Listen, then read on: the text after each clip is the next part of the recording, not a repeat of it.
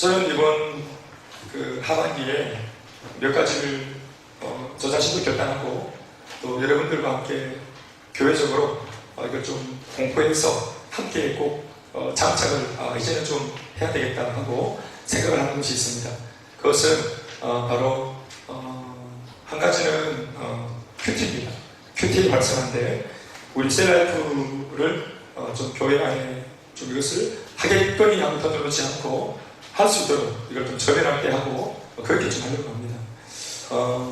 우리가 무슨 어린아이는 아니지만 취학생들은 아니지만 보고 저기 스티커도 좀 이제 준비해가지고 이제 일주일 동안 월화수목금토 이제 자 해가지고 스티커 다 붙이고 해서 이제 그렇게도 좀 해볼까 이런 생각을 하고 있습니다.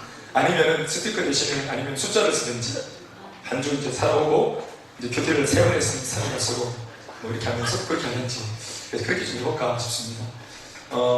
지금 뭐 다 아시겠지만 이미 오래된 교회들도 어린아이만 아니라 어른들도 이렇게 하는 것이 하나의 뭐 교회가 문화입니다. 이게 뭐 우리를 마음으로나 이게 아니고 그게 하나 우리 안에 습관을 들이기 위한 하나의 장치가 되겠죠. 뭐 어떻게 하는지 간에 하여튼 좀 그렇게 하고자 하는 마음이 제게 있습니다.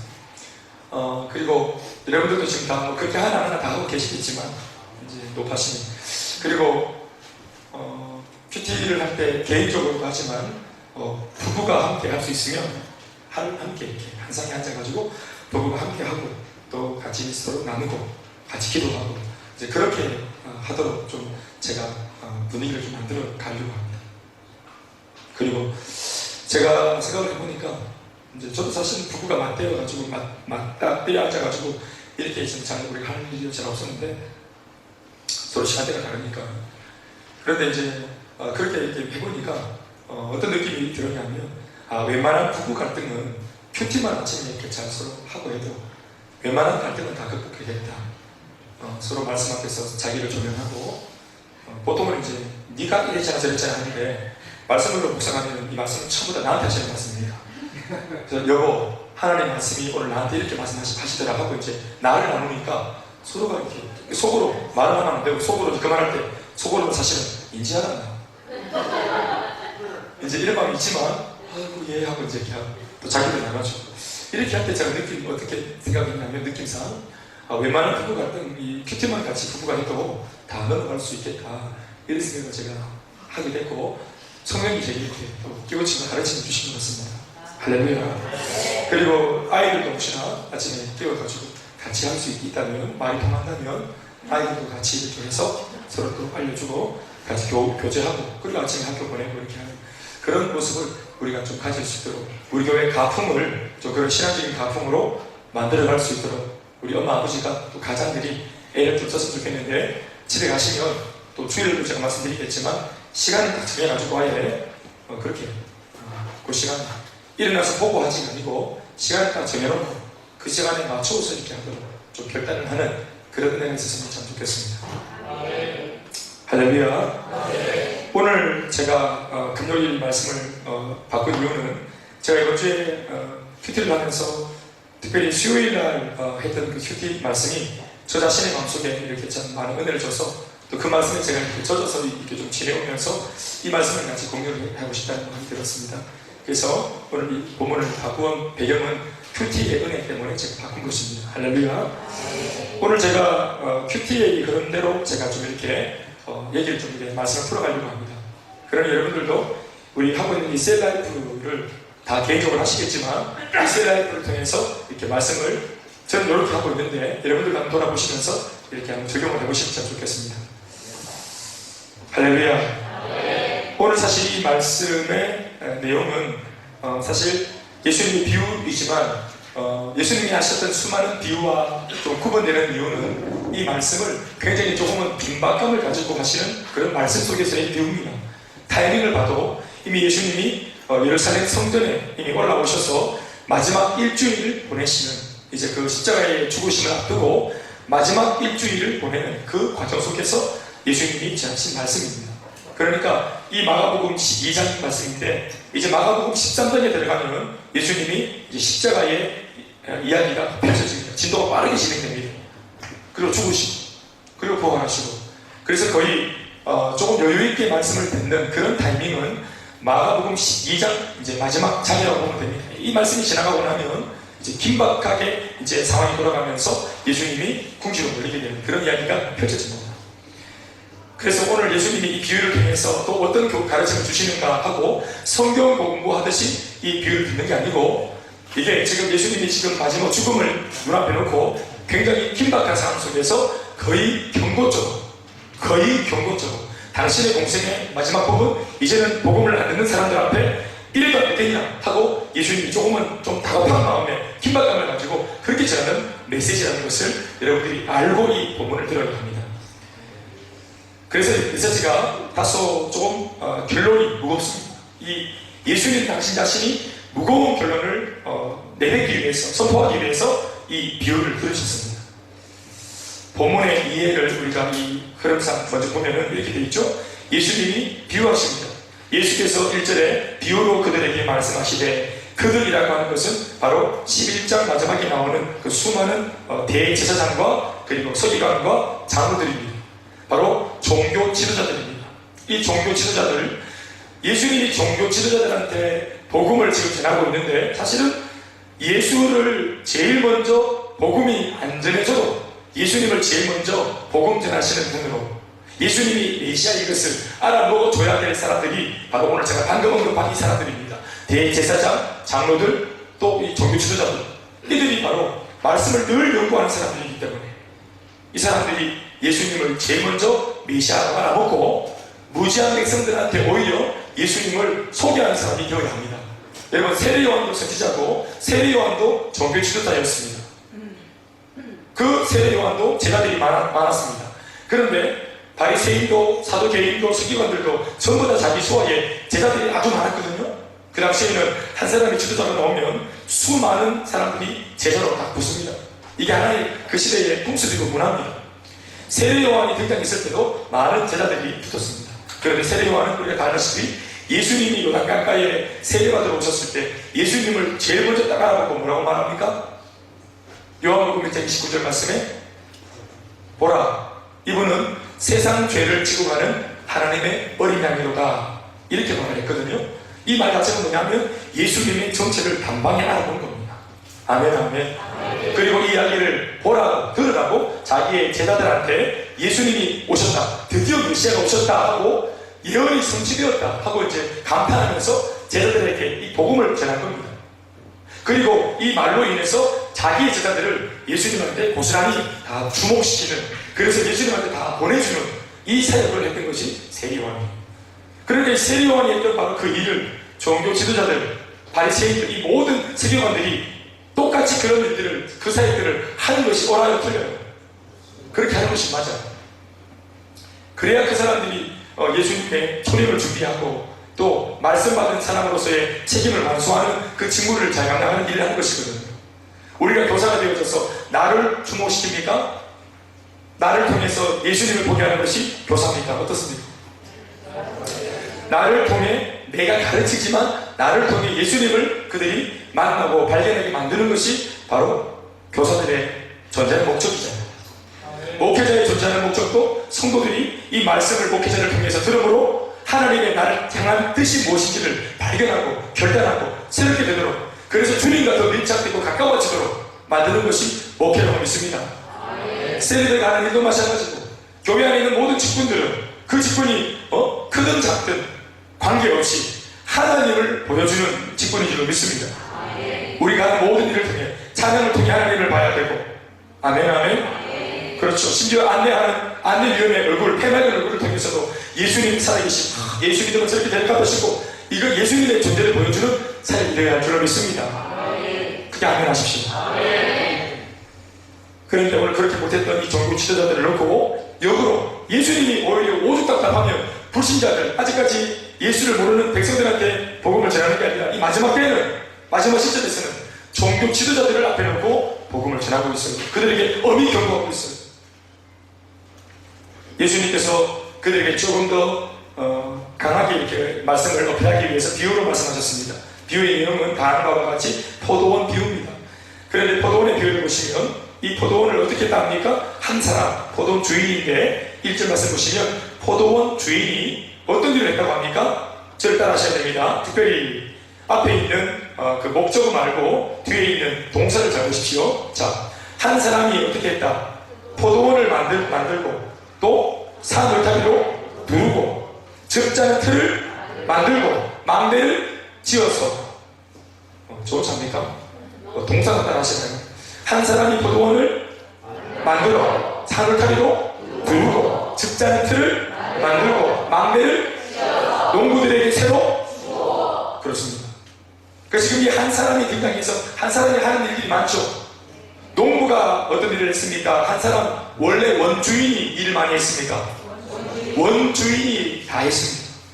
원주인이 포도원에 관련되어진 모든 재반사항, 모든 필요를 혼자서 다 충족하고 모든 것을 다 완벽하게 세팅 딱 해놓고 이것을 농부들에게 그냥 줬습니다. 얼마나 수고했습니까? 얼마나 열정적으로 포도원을 가꾸고 만들었습니까? 왜냐하면 자기의 포도원이기 때문에 혼과 열과 성을 다 담았습니다. 포도원 주인이 포도원을 만들었다. 그리고 이 완벽한 포도원을 농부들에게 줬다. 그런데 거저 줬어요. 거의 거저 줬어요. 그런데 거의 거저 줬지만 오늘 이 본문에 한 가지 단어로 뭔가 단서를 딱 예수님이 비유 속에 담고 있습니다. 모든 것을 완벽하게 세팅한 포도원 주인이 농부들에게 주되 어떻게 줬습니까? 새로 줬습니다. 그러나 새로 줬지만 거의 내용을 볼 때 공짜로 다 준 거나 다름없습니다. 단지 이제 그들이 열심히 이걸 농작을 해가지고 또 열심히 이제 일을 해가지고 이제 이 재배를 해가지고 잘 길러가지고 포도원이 이제 열매가 주렁주렁 맺히는 이제 그때가 추수때가 되었을 때, 그래서 그 추수한 내용들을 다 따내어가지고 엄청나게 많은 그 소산물을 자기들이 소유하고 가지게 될 때, 그때 사실은 새로 줬기 때문에 주인이 다 달라고 말할 수도 있지만 그렇게 안 하고 한 종을 보내서 포도원의 소출 얼마를 달라고 그렇게 하는 이야기, 그렇게 봅니다. 그러면서 처음에는 한 종을 보냈습니다. 그리고 두 번째는 다른 종을 보냈습니다.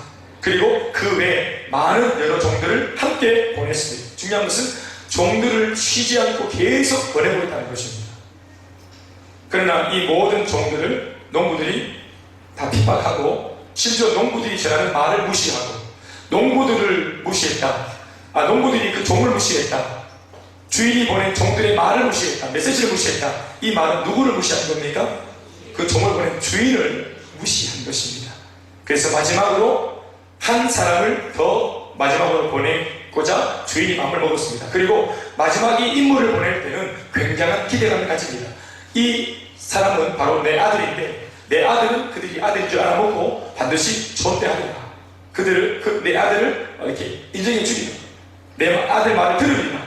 이러면서 이제 기대감을 가지고 마지막으로 한 사람, 자기 아들을 보냅니다. 그런데 그 아들을 만난 농부들은 오히려 자기가 더 등등해서 상속자인지 알아먹고 이 아들을 죽이려고 결단해서 모의해서 심지어 이 아들을 실제로 죽여서 포도원 바깥으로 내어버렸습니다. 요까지가 예수님이 하신 비유의 이야기입니다.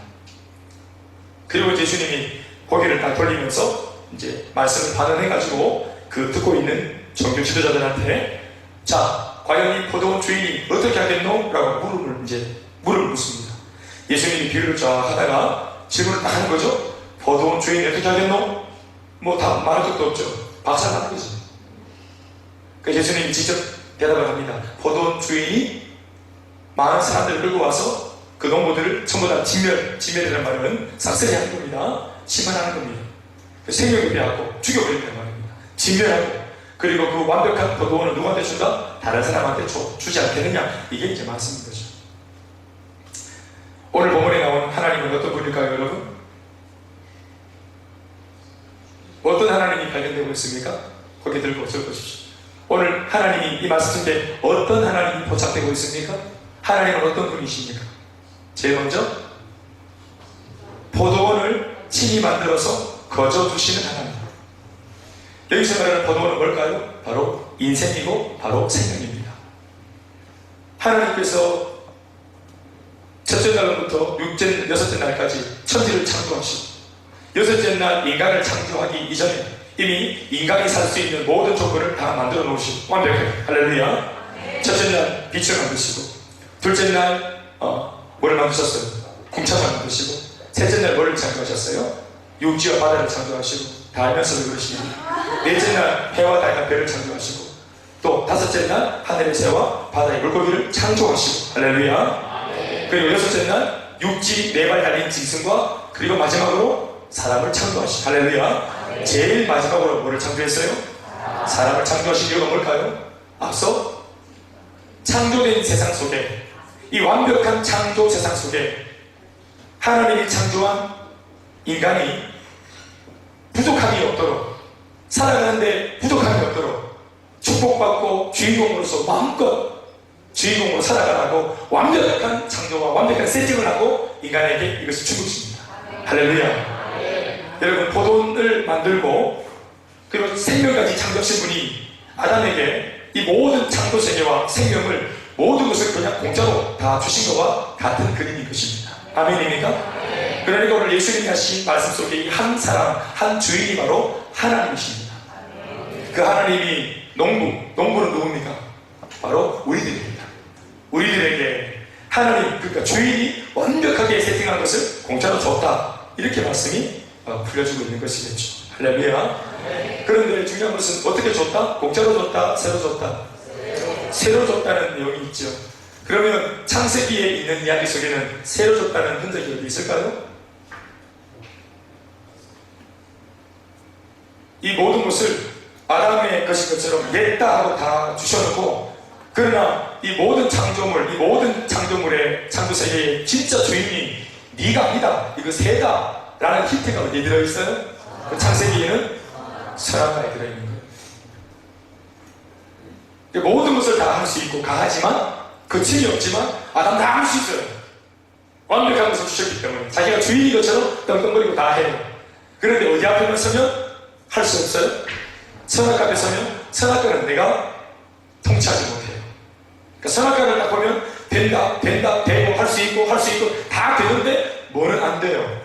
선악과는 안 되는 거예요. 선악과는 내가 마음대로 할 수 없는 거예요. 금지되었어요. 그 선악과를 볼 때마다 누가 떠올라요? 바로 하나님이 그래서 선악과라고 하는 장치를 이 온 우주 만물 창조하신 주님이 에덴 동산에다가 선악과 하나, 그 나무 하나를 딱 심어 놓으신 거예요. 선악과만 보면 이 모든 것을 누릴 수 있는 주인 같은 사람이지만 진짜 주인은 아니지 하는 것을 깨닫게 되는 거예요. 아, 내가 되고 자꾸 되니까, 처음에는 하나 될 때는 하나님 감사합니다. 두 가지가 될 때는 하나님 감사합니다. 세 가지가 될 때는 또 하나님 감사합니다. 그런데 자꾸만 내가 주인이기 때문에 누구한테 묻지 않고서도 내 마음대로 일을 쳐내고 해가다 보면은 이 모든 것을 주신 분을 잊어버린단 말이에요, 사람이. 그래서 우리가 처음 예수 믿을 때 그렇게 뜨거웠다가 하루 얼마나 행복하고, 예수 믿을 그 다음 얼마나 행복하고, 그 클릭 얼마나 행복하고, 한 주가 행복하고, 한 달이 행복하고, 두 달이 행복하고, 그렇게 기쁨으로 살다가 이게 처음부터 내가 행복했던 사람인 것처럼 망각한 거예요. 내가 올챙이 정신이 있었다는 것을 잊어버리고, 내가 교회 처음 올 때 어떻게 왔는데, 어떻게 주님 만났는데, 내가 어떻게 주님을 경험하고, 어떻게 주님 눈물 흘리면서 그 십자가의 은혜를 경험하고, 야, 이런 세계도 있구나. 정말 하나님 살아계시네. 나 평생 주님 모르고 살았는데 지나간 나의 삶은 진짜 그건 인생도 아니네 싶고, 헛살았다 싶고, 앞으로의 인생은 잘 단도리해서 진짜 빗나가지 않도록 살아야 되겠다, 낭비 없이 살아야 되겠다. 아멘이십니까? 이게 오늘 저와 여러분들의 그 첫사랑의 고백 아니었습니까? 그런데 이게 되고 행복하고 또 긍정적이고 이러다 보니까 하나님이 주신 행복, 하나님이 주신 긍정인 줄 몰라버린 거예요. 오늘 이렇게 내가 이기고 사는 것이 내가 처음부터 잘나서 이기고 있는 줄 아는 거예요. 처음에는 감사하고 찬양도 했는데, 예배도 드리고 모든 걸 잘하면 아멘이었는데, 이게 반복되면서 이제 내가 처음부터 그랬던 거죠. 감사가 사라지고 이 모든 것을 자연시하고 당연시하고 그렇게 살게 되는 거예요. 여러분, 혹시 이 말씀을 들으면서 마음속에 뜨끔뜨끔할지 모르겠습니다만, 아니요, 여기 있는 저를 비롯한 우리 모두가 다 이 말씀에 뜨끔합니다. 내가 목사 침 됐을 때 얼마나 따끈따끈한 줄 아십니까?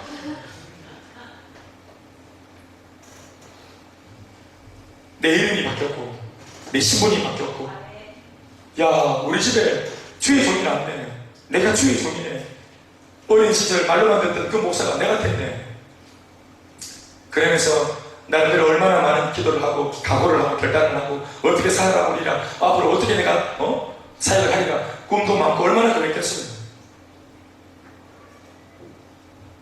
그런데 어느 순간은 이 목사님 것이 거추장스러울 때가 있더라. 내가 목사라서 네가 은혜 받는다 이런 것도 있고 반칙할 수 없고 다 말할 수 없고, 그러니까 예수 믿는 것도 거추장스럽고, 때로는 목사님 것도 때로는 내가 살아가는데, 이 험한 세상을 살아가는 데 있어서는 이게 방해가 될 때가 많더라고요. 그런데 그게 우리가 하나님 손에 붙들릴 수 있는 장치라는 것을 모르고 사는 거예요. 할렐루야. 우리 하나님께서 그래서 이걸 주실 때 새로 줬다고 하는 이 말을 하나 넣어놓은 거예요. 우리가 주인이 아니고 주인인 것처럼 살지만 진짜 주인이 있다는 것을 기억해야 돼요. 여러분 저를 한번 보세요. 내 인생의 주인이 예수님인 걸 기억하세요? 여러분 예수를 믿을 때 혹시 예수님 손님으로 안 모셨어요? 그 예수님을 정말 내 인생의 주인으로 모셨어요? 지금 내 인생의 내 마음속의 방에 지금 그분이 어디에 계세요? 건너방? 사랑방? 마음? 부엌? 창고? 외양간? 어디 계세요? 창고에 계시고 어디 계시고 지금? 안방에 계셔야 됩니다. 그분이 우리 인생의 주인인 거예요. 이 방 많은 분들은 리모델링해서 원룸으로 만들고 그 원룸에 주님 모셔야 되는 겁니다. 아멘입니까? 그분이 주인입니다. 결혼했습니다. 이 부부됨의 주인이 누굽니까? 동일하게 주님이십니다. 그래서 결혼하고 난 뒤에 우리 결혼을 하게 하신 이 부부됨의 주인이 주님인 것을 기억할 때 이 부부의 하나님 향한 사랑이 변하지 않을 것입니다. 또 아기를 낳고 가정이 되었습니다. 이 가정의 주인이 누굽니까? 주님이십니다. 주님이 가정의 주인이십니다. 내가 하는 일에, 사업에, 직장에, 내 삶의 모든 동산에 그분이 주인이십니다. 이 모든 것을 세팅해서 나한테 주신 분이십니다. 그리고 나한테 주인인 것처럼 행세해도 좋다고 그분이 허락하셨습니다. 그러나 이 모든 것은, 알 것은 이걸 새로 주셨다는 것을 기억하셔야 됩니다. 주인처럼 살 때 주인이 아니라는 사실을 기억해야 됩니다. 그러면 진짜 주인의 권한을 누리고 살 수 있습니다. 때가 되어서 포도원 소출의 얼마를 받고자 족을 보내십니다. 자, 의문을 가져셔야 됩니다. 왜 하나님은 포도원 소출 얼마를 요구하신 하나님으로 나타나십니까? 두 번째, 하나님 어떤 하나님? 포도원 소출 얼마를 달라고 말씀하시는 하나님. 첫 번째는 어떤 하나님? 포도원을 만드시고 거리 거저주시는 하나님, 축복을 주시는 하나님. 아멘. 두 번째는 어떤 하나님? 때가 되어서 포도원 소출 얼마를 달라고 요구하시는 하나님. 자, 먼저는 포도원 소출을 왜 달라고 하실까? 한번 생각해 보세요. 이 포도원 소출 얼마를 달라고 하신 이유가 뭘까요? 새가 빠지게 일하고 내가 경작해서 내가 이만큼 산더미 같은 소산을 거두어가지고 야, 농부들이 얼마나 기뻐하고 보람되다 하면서 땀 흘린 만큼 이제 수고한 만큼 우리가 이만큼 벌었다 하고 얼마나 자기들끼리 자화자찬하면서 그렇게 이제 기쁨이 충만해. 이때까지만 해도 이 농부들은 악하지 않아요. 열심히 사는 게 나쁜 겁니까? 열심히 경작하고 사는 게 나쁜 겁니까? 아니에요. 아직까지 그들 마음속에 있는 것들이 노출되지 않았어요.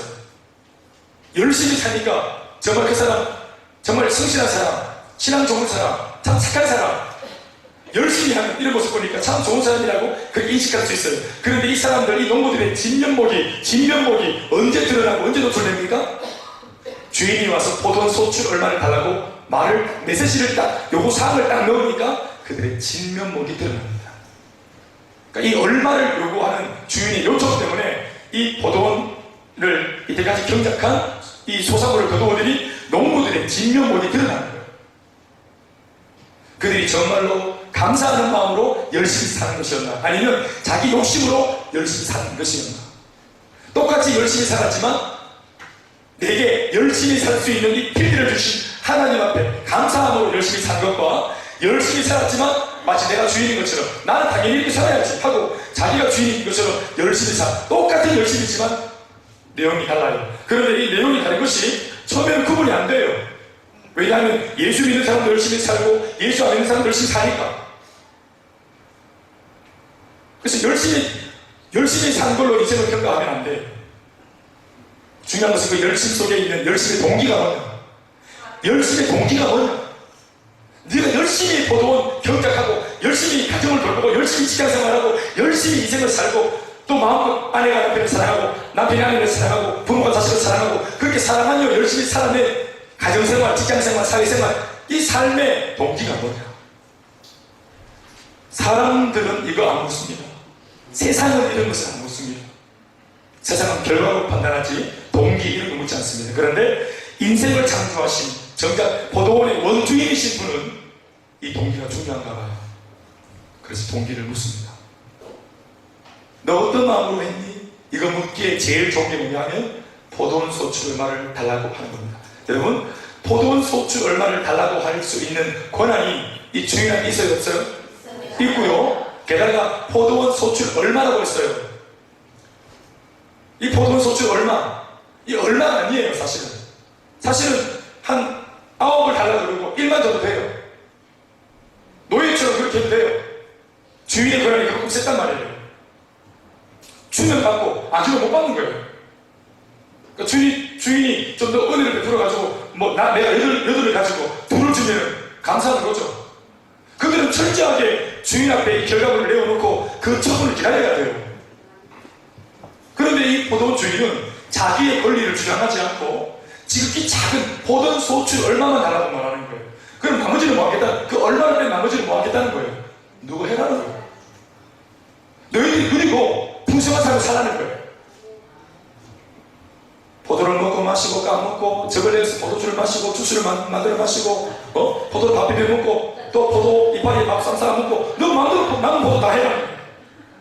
그런데 너희들이 이 모든 풍족함을 누리기 위해서 내한테 해야 될 최소한의 도의와 최소한의 예의 나를 기억하고 있는가 하는 그 신뢰 나를 향한 그 작은 정성 나를 잊지 않고 있다고 하는 감사의 마음 그게 바로 포도원 소출 얼마입니다. 주인은 얼마든지 그 포도원 소출 얼마를 요구할 수 있어요. 그리고 포도원 소출 얼마를 달라고 하는데 주인이 직접 가지 않은 것도 은혜예요. 직접 가면 그들이 얼마나 불편하겠어요. 얼마나 그들이 당황하겠어요. 그래서 그들에게 종을 보내는 거예요. 종이 와서 주인의 메시지를 농부한테 전달합니다. 주인의 메시지를 있는 그대로 가감없이 만약 주인이 아 하면 이 종도 아 하고 가서 농부들한테 아 하는 것입니다. 그래서 철저하게 주인의 메시지를 마음에 담고 찾아온 한 종이 이 메시지를 딱 전하면서 포도원 소출 얼마를 달라고 합니다 했더니 심히 때리고 거절합니다. 그런데 중요한 것은 포도원 주인이 포기하지 않고 또 다른 종을 보냅니다. 그런데 농부들이 또 이것을 거절하고 메시지만 거절하는 것이 아니라 그 메시지를 전하는 이 메신저도 그들이 욕을 보이고 또 구타를 합니다. 그러니까 점점점 그 구타가 이게 심해집니다. 점점점 그들의 강팍함이 더 강하게 드러납니다. 그러니까 이 메시지가 마음에 안 든다는 거예요. 이 메시지가 마음에 안 드는 거예요.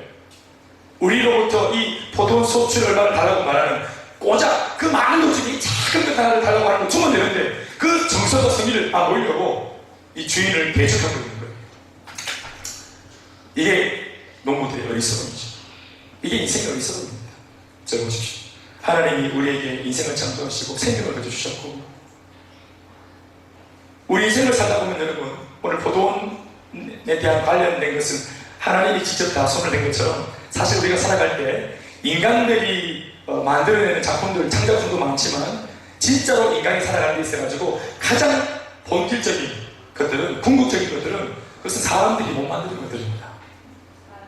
사람이 생존함에 있어가지고 우리의 생명과 직결해서 우리에게 진짜로 필요한 것들은 우리가 못 만드는 것들입니다. 이것은 하나님이 만들어서 완벽하게 그분만의 권한으로 창조주의 권한으로 그분이 만들어 창조해서 우리한테 주셔야만 받을 수 있는 겁니다. 생명의 주인이 누구십니까? 주님이십니다. 이 생명은 인간이 어디 생명 공장에서 생명 공학을 공부한다 해서 생명을 만들어냅니까? 터무니없는 말입니다. 우리가 피 한 방울을 못 만듭니다. 피를 못 만들지 우리가 공기를 만들어냅니까? 산소, 이 땅, 이 대지, 저 바다, 아침에 해가 뜨고 밤에 해가 지고 달이 뜨고 별이 빛나고 적당한 태양과의 거리를 놓고 우리가 이렇게 지금 사계절의 삶을 살아갈 수 있고, 또 어떤 나라는 물론 1년 내내 덥고 춥기도 하지만 이렇게 우리가 생존할 수 있는 환경들을 안고 살아가는, 우리한테 궁극적으로 필요한 모든 이 궁극의 필요는 하나님이 창조해서 주신 것입니다. 이건 이제 큰 의미에서의 이제 선물들이고, 작은 의미에서의 소극적인 의미로 봐도 내 생명, 우리 가족, 내 인생, 지금 내 옆에 있는 사람, 우리 가족, 그래도 그나마 이렇게 우리가 함께 살 수 있는 이런 놀라운 은혜들, 할렐루야. 우리가 오늘 아침까지 살아있고 지금까지 살아있고, 오늘 아침에 죽지 않고, 어제 사고가 났던 그 배에 내가 타고 있지 않고, 어제 내가 탔던 그 비행기가 떨어지지 않고, 오늘 내가 그렇게 많은 차를 타고 일하고 돌아다녔는데도 사고가 나지 않고, 이렇게 하루를 생존해 나온 이 모든 삶, 이런 것들이 바로 하나님의 선물인 것입니다. 그냥 사라지니까 산 게 아니라 이 포도원의 가치, 이 포도원의 가치가 얼마나 귀한지 알아야 됩니다. 나의 생명, 포도원입니다. 내 가족, 포도원입니다. 내가 발디디고 살아가는 이 세상, 포도원입니다. 이것을 그분이 다 창조하시고 거저주셨습니다. 단 하나, 그것도 우리가 때가 되어, 우리가 어릴 때 말고 어느 정도 성숙하고 성장해서 이제 하나님의 은혜가 뭔지 알고 조금 자랐다 싶을 때, 그때 주님께서 너 평생 공급받고, 너 평생 은혜 받고, 너 평생 수혜받고 살았는데 이 작은 부분 하나만큼은 나한테 좀 네가 공급자가 되어서 내어놓을 수 있겠니? 헌신할 수 있겠니? 네 인생 전체를 놓고 다 네가 너를 위해 쓴다 할지라도 네 마음의 중심, 이 모든 걸 주신 것이 하나님이라는 사실, 네가 경영을 하고 네가 사업을 하고 네가 가정을 이끌어 나가지만 이 모든 포도원을 완벽하게 네 손에 키워주신 분이 원주인이 있다는 것을 너 인정할 수 있겠니? 여러분, 포도원 소출 얼마는 사실 주인은 그 얼마가 필요하지 않습니다. 그 얼마 없으면 삽니다, 주인은. 그런데 그 얼마를 왜 달라고 합니까? 그 누구를 위함입니까? 원주인 자신을 위함이 아니고 그 포도원을 만들어 열심히 경작한 농부들을 위함입니다.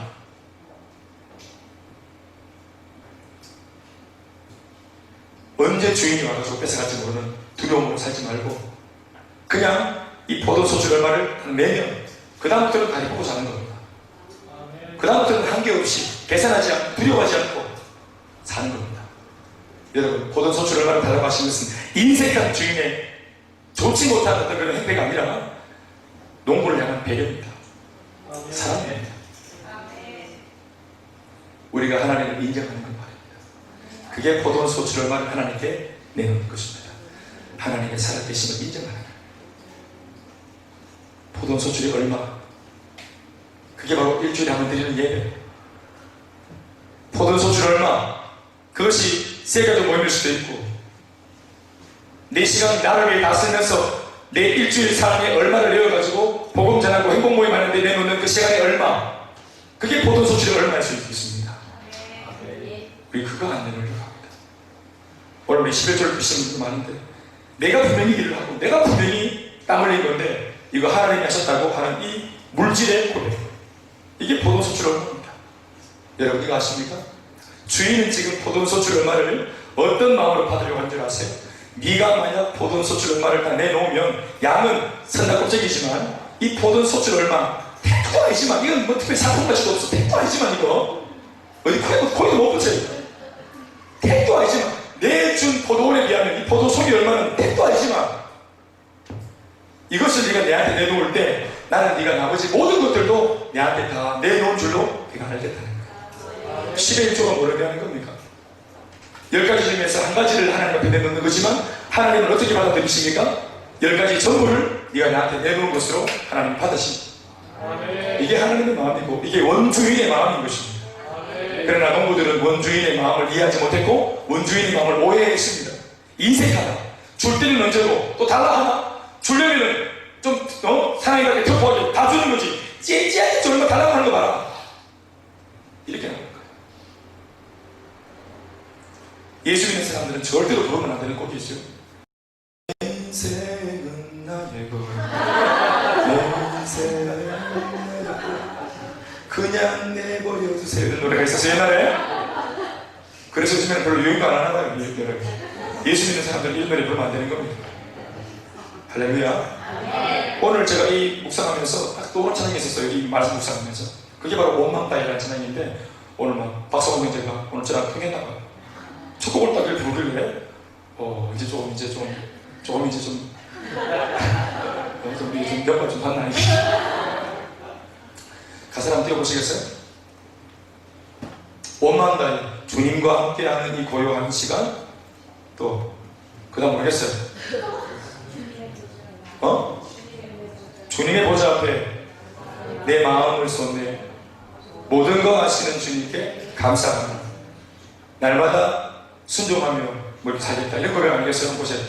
읽어보시죠. 시작. 주님과 함께하는 이 고요한 시간, 주님의 보좌 앞에 내 마음을 쏟네. 모든 것 아시는 주님께 감출 것이 없네. 내 마음과 정성 다해 주 바라보네. 2절도 나 염려하지 않아도 내 쓸 것을 아시고 나 오직 주의 얼굴을 구하게 하시고 다 이해할 수 없을 때라도 감사하며 날마다 순종하며 주님을 따르겠습니다. 후렴이 뭐란 말입니까? 온망 다해 사랑합니다. 온망 다해 주 알기 원합니다. 내 모든 삶 당신의 것입니다. 따라합시다. 내 모든 삶 누구의 것이고 그러니까 난 뭐하고 살겠다. 주만 섬기니 온망 다해. 할렐루야.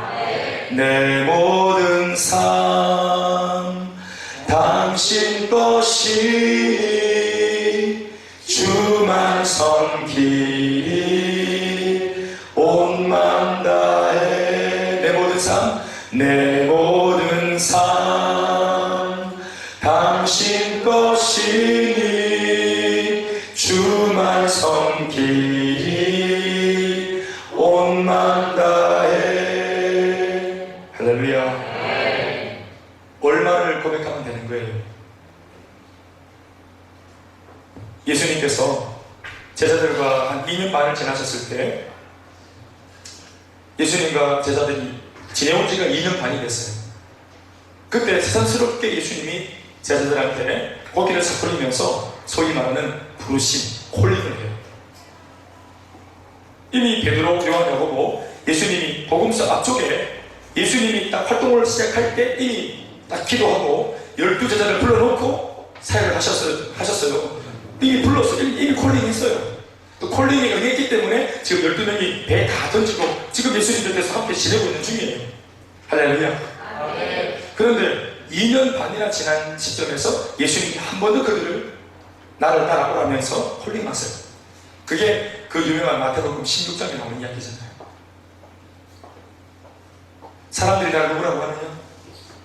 엘리야, 그러면 세례요한, 선지자라고 합니다. 너희는 나를 누구라고 하느냐? 12제자야. 그랬더니 베드로가 뭐라고 말했습니까? 주는 그리스도시요 살아계신 하나님의 아들입니다. 그랬더니 예수님이 정말로 감탄하시면서 요나의 아들 바요나, 요나의 아들 시몬아, 네가 복이 있도다. 이 고백을 하게 하신 것이 네가 육적으로 깨달아 는 것이 아니라 하나님의 성령이 오늘 너의 마음에 감동되어져서 네가 말을 한 것이다.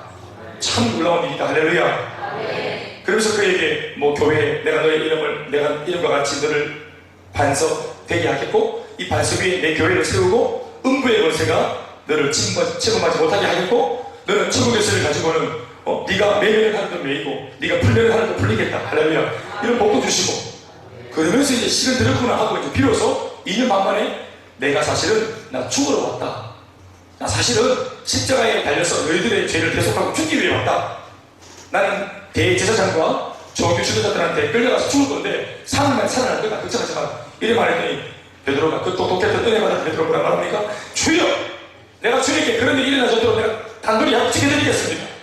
하고 옆구리에 칼을 탁 내보이면서 절대로 그런 일이 일어나지 않도록 내가 끝까지 단둘이 해드리겠습니다. 갈릴리에 있는 우리 애들 다 풀어가지고 내가 지켜드리겠습니다. 내가 갈릴리파 아닙니까? 그러면서 그렇게 말했어요. 그때 예수님이 나 네밖에 없다 베드로라 이렇게 했습니까? 사탄의 자식아! 뭘 이렇게 했더니 예수님이 꺼져라! 물러가라! 떠나갈지 이렇게 했는데 사실은 꺼져라! 막 새끼 이러면서 쌍욕을 했어요. 예수님. 그날은 마귀 새끼, 뱀 새끼가 독사기 하시기 이제 여기고 우리는 이제 멍멍이가 여기잖아요. 그러니까 진짜로 쌍욕을 하신 거예요. 예수님. 우리나라에 주님이 계시면은 그렇게 하시는 거예요. 완전히 쌍욕 팍 하면서 꺼져! 한 거예요. 얼마나 세요? 어떻게 또 말씀하십니까? 네가 하나님의 일을 생각하지 않고 사람의 일을 생각하는도다. 나는 지금 영의 일을 말을 말했는데 너는 지금 육적으로 내 말을 지금 이해하고 있다. 나는 죽으러 왔다. 내가 죽으면 하나님 살리신다. 네가 안 지켜줘도 그럼 그래 중요한 건 먼저 하나 믿어 죽는다. 그런 인생이 뭘 나를 지키노? 그 소리한다 이런 말 한 거예요. 그러니까 예수님께서 보십시오. 그러니까 예수님이 그렇게 말씀하시면서 이제 할 정도 그러고 나한테 하신 말씀이 뭐냐면 나를 따르는 자는 자기를 부인해야만 나를 따를 수 있다. 그리고 자기 십자가를 지고 나를 따라와야 된다. 요 말씀 하시는데 요 말씀하기 바로 직전에 뭐라고 묻습니까? 아무든지 나를 따라오려거든 자기를 부인하고 십자가를 지고 나를 따라와야 되는데 나를 따라올 수 있겠나? 이렇게 묻습니다. 그러니까 너희들이 반드시 나를 따라와야 된다 이렇게 말하지 않고 강압적으로 말을 돌려서 말합니다. 아무든지 바로 너희들이 이게 아니고 베드로니 이게 아니고 아무든지 너희들 중에서 원하는 자가 있거든. 너희들이 지금 선택해라. 아무든지 지금 이 시점부터 더 깊은 세계로 이제 나를 따라오려거든. 단둘이 해라. 마음 지금까지는 막 TV 하이를 왔지만 보석 물고 말에 보석 음식으면서 왔지만 딴소리하고 막 기고비면서 왔지만 지금 이 자리부터는 단둘이 해라. 지금부터는 이제 나의 걸음과 함께 가는 자들은 두 가지를 이제 마음에 결단해야 됩니다. 지금부터 내가 가는 길을 함께 따라오는 자는 두 가지의 어려움을 당신다. 생명의 위협을 받을 거다. 그러니까 지금 여기서부터는 자기를 부인하는 자만 자기 십자가 관입니다. 관 죽을 준비하고 나를 따르려고 하는 마음이 있는 자만 더 깊은 세계로 갈 수 있다. 너희들이 마음을 결단해라. 선택해라. 이 말입니다. 아무든지 나를 따라오려거든. 가정법이죠. 예수님이 원래 부를 때는 가정법으로 말씀하지 않습니다. 선택을 주지 않습니다. 베드로 처음 만났을 때 어떻게 했습니까? 예수님이 나를 따라오려거든 이렇게 했습니까? 나를 따라오라. 내가 너를 사람 만나고 되게 하겠다 이렇게 말했어요. 나를 따라오라 이렇게 했습니다. 그런데 이렇게 그 말 믿고 따라오는 제자들을 놓고 2년 반이나 이미 따라온 제자들을 놓고 갑자기 또다시 훈련한다는 거예요. 더 깊은 세계로. 성도 아니에요. 신장 아니에요. 교인이 아니에요. 이제부터는 대가. 그래서 예수님이 콜링하면서 대가 지불해야 되는 대가도 말씀하신 거예요. 자기를 부인해야 돼요. 몸부림을 쳐야 돼요. 십자가를 지고 와야 돼요. 왜? 내가 지금부터 죽으려고 하기 때문이야. 그래서 십자가의 죽으심을 딱 말해주신 다음에 콜링을 하는 거예요. 지금부터는 비아도로노사. 지금부터는 십자가의 길이다. 당장 십자가에 달려 죽는 것은 아니지만 그 말 하신 뒤로 1년을 더 계셨지만 그러나 지금부터는 이제 진짜 더 깊은 세계로 가는 거다. 할렐루야. 그러니까 너희 삶의 얼마를 자기를 부인하는 것 그게 소출의 얼마를 내놓는 것입니다. 십자가를 지고 가는 것 그것이 소출의 얼마를 하나님께 내놓는 것입니다. 더 깊은 세계입니다. 그래서 때가 되었을 때 종들을 보냈다. 2절 말씀에 때가 이르네라고 하시죠. 저도 하나님께서 은혜를 그렇게 주시고 거의 뭐 은혜를 부어져 주시다가 때가 딱 나는 아직까지도 띵한데 하나님 오실 때는 때가 됐다고 생각했나 봐요. 그래서 89년도에 교회 와가지고 96년도가 딱 되니까 은혜 받고 또 막 은혜 받다가 막 여덟 띠 다니고 저덟 띠 다니고 막 앞에서 막 찬양 기도도 하고 막 이러고 몸한 사리로 섬기고 이러다 보니까 어느 날 96년도 1월 8일날 예배 불림 받으러 집에 갔다가 주님께서 다 콜링하십니다. 목회자. 사랑하는 여러분, 우리가 신앙생활 하다 보면은 주님께서 항상 말씀으로 딱 지금의 내가 할 수 있는 수준보다 한 발짝 앞에 있는 것을 요구하십니다. 언제나. 여러분 돌아보십시오. 예수님의 말씀을 나의 삶에 뭔가를 요구하시는 예수님의 말씀을 들었을 때 이거 하겠다 싶어가지고 오케이! 주님이 달라 할 때 콜! 하면서 바로만 포켓에서 돈 꺼내가지고 탁! 시간이 쓰시다. 이렇게 됩니까?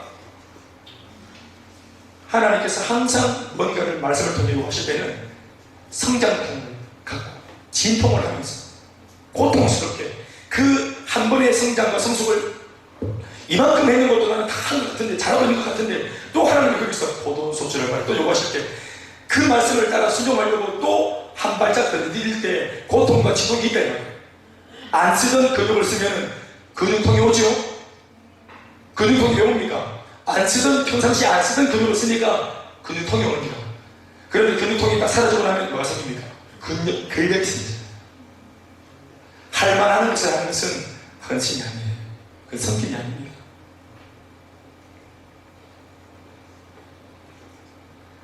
포도원 소출의 얼마, 그것이 그냥 물리적으로 포도를 말하는 게 아니고 그 속에 감사, 그 속에 눈물, 땀, 내가 했지만 내가 한 것이 아니라고 하는 내 전인생의 고백, 내 인생 전체에 대한, 내 인생 전체의 주인에 대한 고백. 포도원 소출은 작은 거지만 고백은 엄청난 거예요. 내 인생 자체의 주인이라고 말하는 거예요.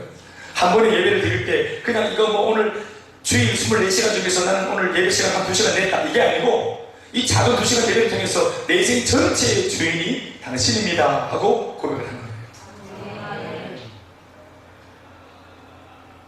그래서 포도원 소출을 얻는 게 너무 중요해요. 이 포도원 소출을 나를 이것까지 안 주고 100% 내가 다 책임지겠다, 이게 도둑놈입니다. 이건 농부들이 아니고 도둑들입니다. 용어 제목도 거기서 나온 겁니다. 도둑들.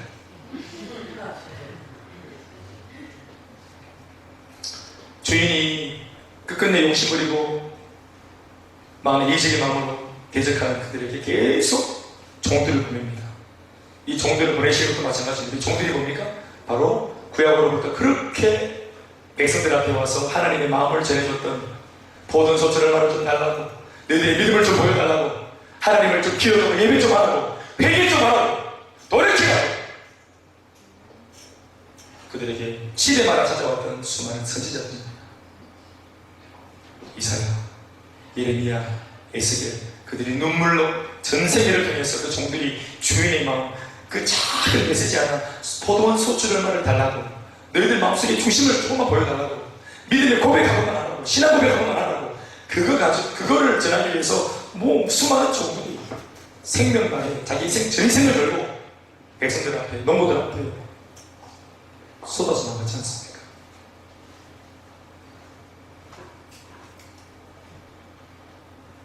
한 종, 다른 종, 그 외에 더 많은 종.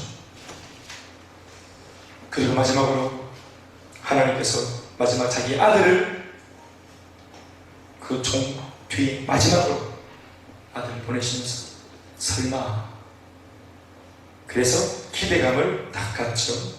6절 말씀 다 같이 보시겠습니다. 시작.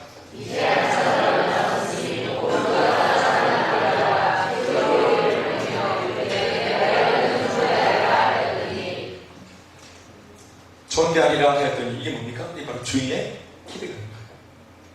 설마. 7절을 보시겠습니다. 농부들의 반응이죠. 시작.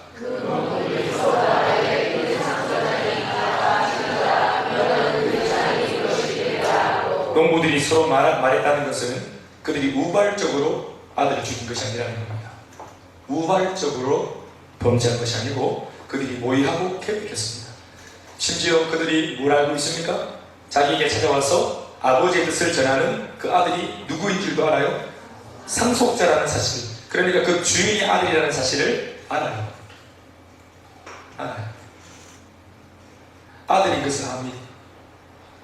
알지만 중요한 것은 이 아들이 와서 자신의 재산을 빼앗으려고 왔다고 잘못 오해하니까 이 상속자를 죽여서 그가 받은 유산을 우리가 착복하자고 그렇게 모의합니다.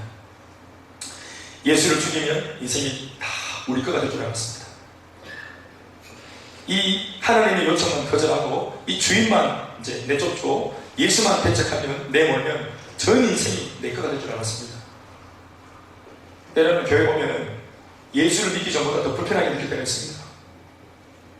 안 그래요? 예수 믿으니까 여러분 좋은 것도 많지만 어떤 부분에서는 예수 믿으면 불편한 게 많아요. 옛날에는 양심의 가치만 느끼면 되는데 이제 성경이 막 호소하고 또 막 스테리드가 전하고 목사님 신방으로 오고 또 양육 고려까지 받아봐라 그런 것도 많아오니까 수많은 말씀들이 나를 막 건드리고 부끄럽고 나중에 다 귀찮아지라고 왜 이렇게 예수 믿어가지고 내 인생이 복잡해지는지 모르겠다. 옛날에는 막 남편이 오른뺨을 때리면 나는 막 왼쪽뺨을 들어내고 막 이랬는데 내가 이제 뭐 왼쪽 뭐 대주고 오른쪽 뺨을 대주고 그것을 다른 자에게 뭐 제이시 내주고 소금 내주고 이렇게 더 손해보고 사는 거야. 반칙 못하는 게 학생들 큰행 못하는 게 큰행 하면은 하나님의 성령이 맘속에 막 눈물을 주시고 막 큰행 하다가 갑자기 막 시험지 막 입에 물고 막 무겁고 막 그럼 또 막 자책하고 회개하고 그렇게 됩니다. 길 가다가 막 아가씨 한 3번 계속 이렇게 바라보고 못된 마음으로 바라보면 막 성령이 막 내 마음속에 가늠했다면서 막 손가락으로 눈을 찌르면서 얘기를 하는데 볼 수 있는 길인데 눈을 찔러야 되고 주일만 일어나가지고 또 막 와서 바리바리 와가지고 예배 드려야 되고 피부도 하루 정도를 씻어야 되는데 또 막 예배용도하고 또 바르고 때로는 10분을 맡으면 더 피곤하고 그래서 우리가 세리대가 되면은 박수는 하지만 사실 박수 왜 하냐면은 내가 안 된다는 거지. 내가 될 뻔했는데 저 사람이 됐다는 거지. 충분했다는 거지. 나는 생존했다. 이번에도 나는 살았다. 그러니까 막 섬기는 사람 더 안 돼 보이고 불쌍해 보이고 이렇게 그래 보이고 뭔가 자유가 없어 보이고 구속되는 것처럼 그렇게 보이는 거죠. 그러니까 이 예수만 없으면 이제 생각하는 거죠. 예수만 없으면 상속적인 자축이자 그런 유산이 내기다. 그냥 예수의 신앙만 드러내면 내 인생이 될 것 같은 거야. 어차피 포도원이라고 하는 인생을 내게 주신 것이고 이 예수만 딱 드러내면 이거 내 인생 마음대로 살 수 있을 것 같은 거야. 이게 이제 속는 겁니다. 사랑하는 여러분, 출생이 있었던 것처럼 일어나기, 유아기, 유년기, 또 소년기, 또 뭐 중고등학생들, 고등학생, 대학생, 청년기, 또 장년기, 결혼하고 이 모든 그때마다의 시대가 있는 것처럼 우리가 인생을 살면서 우리가 제일 마지막으로 인생은 경험이잖아요. 경험. 그래 안 그래요? 그렇죠. 계속 경험하고. 지금 윤경이는 지금 누군가의 아내가 아니잖아요. 그런데 달리 집사는 지금 누군가의 아내인 거예요. 그렇죠? 경험이죠. 경험을 했고 안 하고 그렇죠. 그게 바로 이제 싱글과 안 싱글의 차이잖아요. 그런 거잖아요. 그런데 예전에 우리가 계속 가만 생각해보면 내 앞에 있던 세대들이 경험했던 모습을 계속 그걸 답습해요. 옛날 우리 아버지가 술 잡수고 막 깽마실 때 이런 말 하면 되거든요, 자꾸. 그럴 때 이제, 그때 생각을 해보니까, 세상에, 지금 제 나이보다 아버지가. 이렇게 젊을 때, 이렇게 정신이 멀쩡할 때 아버지 그런 사람이 있고, 나는 지금 이래 나이 먹어도 생각은 젊은데, 이 생각이 있는데, 내 마음대로 힘든 짓은 안 해야 돼. 이런 마음이 있는데, 우리 아버지 그래 했단 말이야. 나는 지금 우리 새끼들한테 그렇게 못할 것 같은데, 우리 아버지 옛날, 내가 어릴 때 그렇게 했단 말이야, 싶은 게. 내가 지금 옛날 그 아버지 만나고 싶은 게라. 가르쳐 주려고. 가서 말린다, 막. 옛날에 아버지 때는 그대로 답습하는데, 우리가 마지막 그 아버지 세대, 어머니 세대의 것을 계속 경험하고 살면서, 우리가 맨 마지막으로 경험한 게 뭘까요? 죽음입니다. 저는 할아버지가 돌아가시는 것을 직접 눈으로 봤고, 그 죽음이 이게 정말 냉정하게, 그리고 확실하게 찾아오고 난 뒤에 이 모든 이 땅에서의 삶이 바로 딱 끝난다는 것을 저는 내 눈으로 인종을 보면서 저는 목격을 했어요. 할머니의 인종을 제가 눈으로 보면서 목격을 했어요. 저는 목회자로 있으면서 수많은 성도들의 죽음, 병이 발병에서부터 함께 이기기 위해서 몸부림치고 세브란스 병원까지 저도 몇 번에 올라가 신방하고 그리고 뭐 담도 안 걸리고 24년 그렇게 몸부림치다 결국은 2년 반이 지나서 가톨릭 병원에서 임종하던 그 마지막 숨 거두던 그 모습까지 임종 예배를 드리는 중에 숨을 거두셨습니까? 그 모든 전 과정을 제가 눈으로 거의 옆에서 다 지켜봤어요. 죽음이 진짜더라고요. 우리 인생의 진짜 마지막표가 진짜 있더라고요. 너무 생생한 거 있죠. 제가 목회하기를 참 잘했구나 싶을 때는 언제였냐면은 이런 인종을 통해서 죽음이 확실하고 그리고 믿음의 백성들이 숨떨어져 가는 마지막 천국을 바라보는 그 환희의 찬 모습을 보면서 나는 내 눈으로는 한 번도 천국을 본 적이 없는데 지금 이 땅의 삶을 이제 마치고 이제 영원한 세계로 들어가는 그 과정 속에서 다른 문을 열고 나가는 그분의 과정을 보면서 천국이 있다는 걸 제가 알게 됐다. 진짜로 믿음이 확 들어오대요. 이분이 천국을 보고 천국을 중계하시는 거예요. 주님이 오셨다고.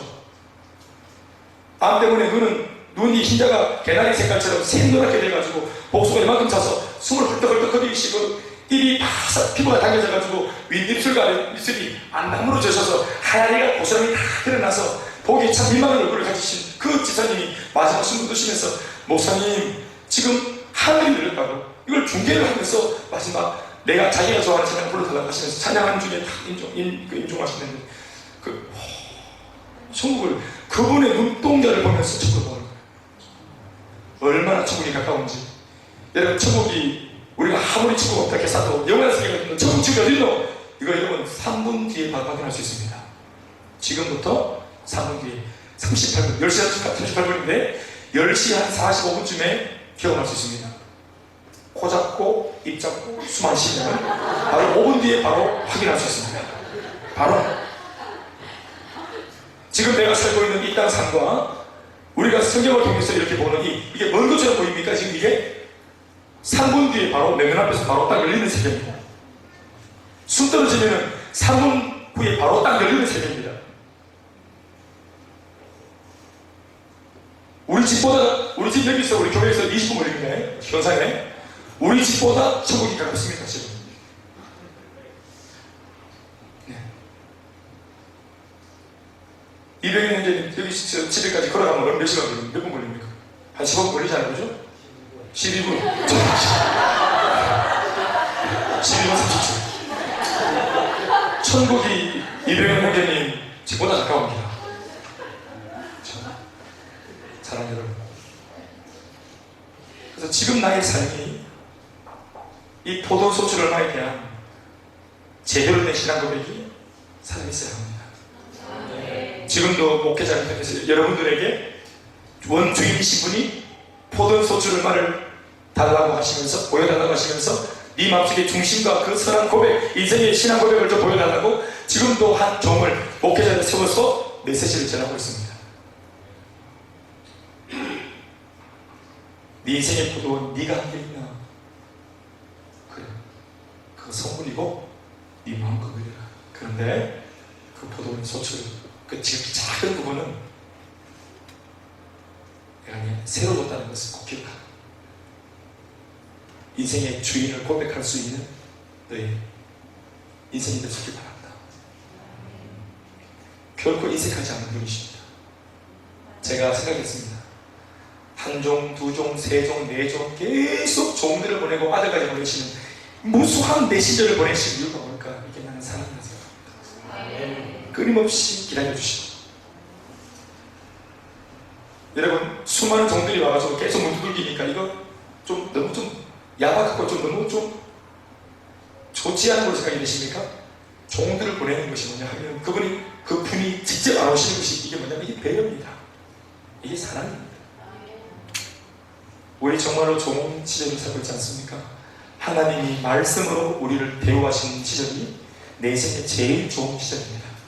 네. 어디 하나가 부러지고 어디 하나가 병들고 어디 하나가 무너지고 망하고 삶과 상황을 통해서 메시지를 주는 것이 아니라 이 자리에 앉아서 하나님 말씀을 듣게 하고 그 말씀을 통해서 하나님의 음성과 나를 향한 주님의 뜻을 헤아릴 수 있도록 우리 주님이 지금도 이렇게 젠틀하게 들려주시는 이 시절이 은혜의 시절입니다. 네. 그리고 여러분들은 오늘 농부들은 이렇게 나왔지만 오늘 여러분들은 어떻게 하시려고 합니까? 말씀 뵙겠습니다. 그들은 농부를 죽였습니다. 농부는 그 주인의 아들을 죽였습니다. 아까도 말씀드렸지만 아들인 것을 알고 있었습니다. 그분이 얼마나 소중한 분인지 알고 있습니다. 몰라서 죽인 것이 아니고요, 알고 죽이는 겁니다. 말씀이 나올 때 아멘 받아들이는 것이 이게 배우하는 겁니다. 그게 하나님으로 배우는 것입니다. 우리가 이 말씀을 오늘 참 말씀 참 너무 거북스럽다. 이게 이제 말씀을 학대하는 겁니다. 말씀을 여기 보면 때렸다 이렇게 말하는데 그게 말씀을 때리는 것입니다. 데살로니가전서 4장 8절 말씀 보시면은 복음을 전할 때 이 복음을 거절하는 사람을 두려워하지 마라. 왜? 지금 그 사람들이 거절한 것은 네가 아니라 바로 너한테 주신 성령을 거절한 것이다. 우리가 하나님의 말씀을 거절하는 것은 단순히 이 메시지, 지금 나를 부담스럽게 만드는 이 메시지를 거절하는 게 아니고, 외면하는 게 아니고, 이 말씀의 주체이신 성령을 거절하는 것입니다. 반대로 이 말씀을 받아들인다는 것은 그냥 오늘 듣기 참 말씀 듣기 좋네 이게 아니고 성령을 내가 오늘 받아들인 것입니다. 주님을 배우하십시오. 아들을 배우하십시오. 마지막 12절 말씀에 마지막 결론이죠. 이렇게 적고 있습니다. 그들이 12절 말씀 시작.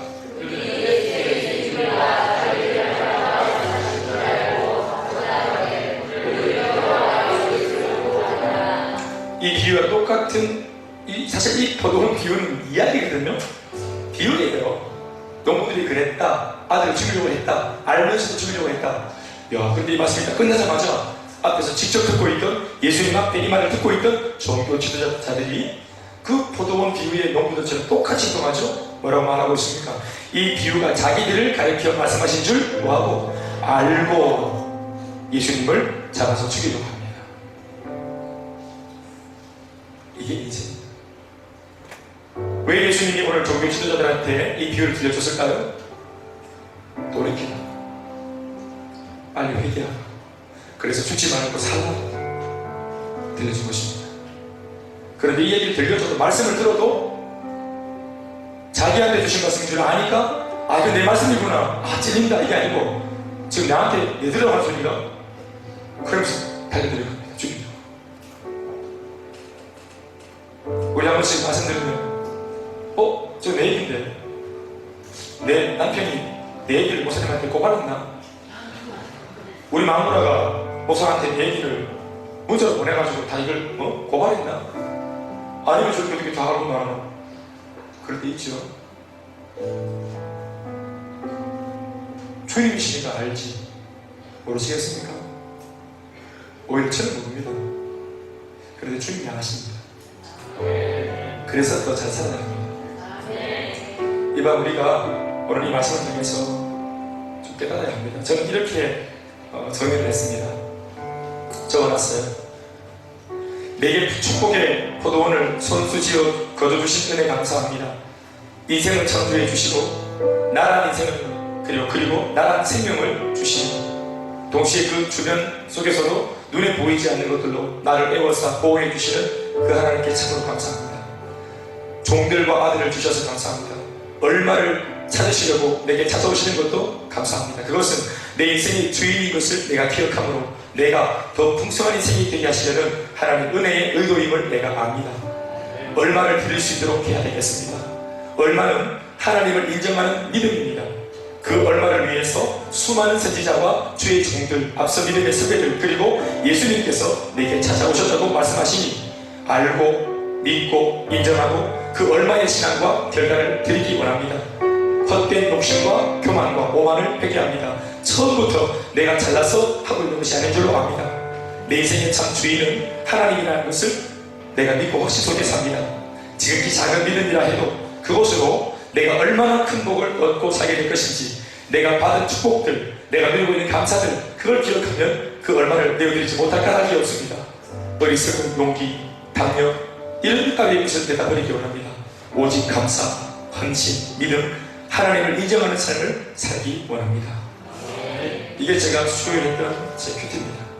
제가 하나님께 참 눈물로 아침에 기도했습니다. 그 얼마나 내가 드려야 돼. 나는 목회하니까, 난 목사 아닙니까? 하나님, 다 드린 거 아닙니까? 그거 아닌 걸 내가 알고 있습니다.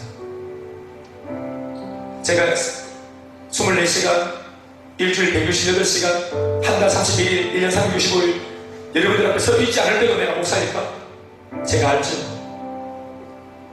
게으르고 나태하고 깨어있지 못하고 빈정상하고 쪼다같이 살고 인간적인 마음으로 분내고, 그 아무도 모르지만 내가 알고 주님이 하셔서 참 이 말씀 묵상하는데 겁납니다. 여러분들에게 같은 깨달음이 또 여러분들만 알고 있는 그런 부분에서 하나님의 말씀을 잘 깨닫고 기도할 수 있는 마음이 될 수 있길 바랍니다. 우리 같이 일어나셔서 우리 조금 전에 했던 찬양같이